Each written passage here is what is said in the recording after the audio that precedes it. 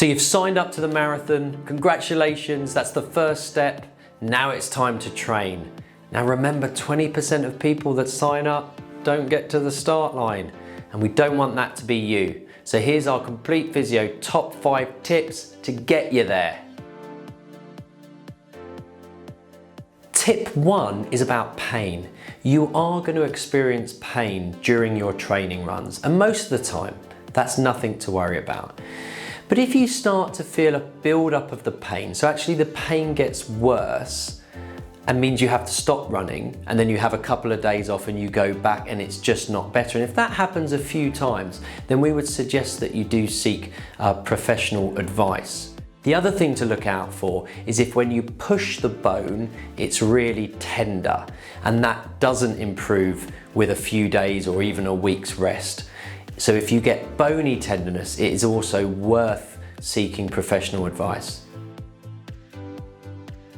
Tip number 2 is about if you actually end up having to miss a training session. You will miss training sessions over the 3 or 4 months that you're training for the marathon.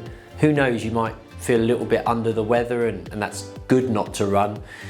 It may be that you have to take the cat to the vet, or who knows, there'll be many reasons.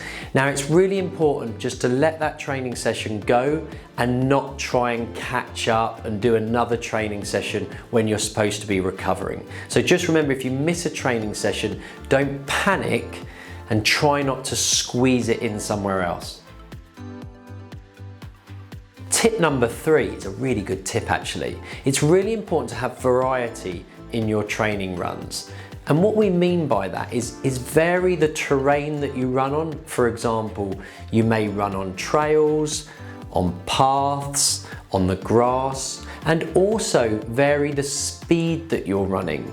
Your body gets very bored very quickly of running on the same terrain at the same pace, and actually that's a real risk factor for an injury. So you need to mix it up a little bit, and that will really help to stimulate the body to get stronger. Tip number 4 is about valuing your recovery.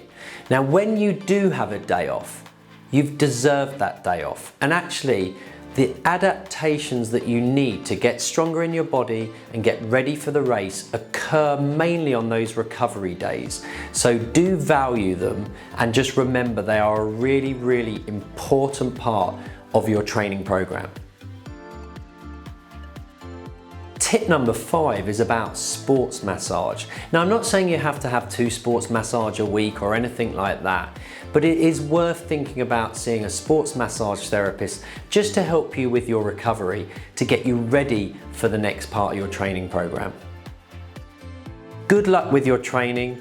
I'm sure it will go very smoothly, and if you do come across any bumps in the road, we are here to help. We've got lots of very experienced physiotherapists who have run the marathon themselves, and remember, Google doesn't have all the answers.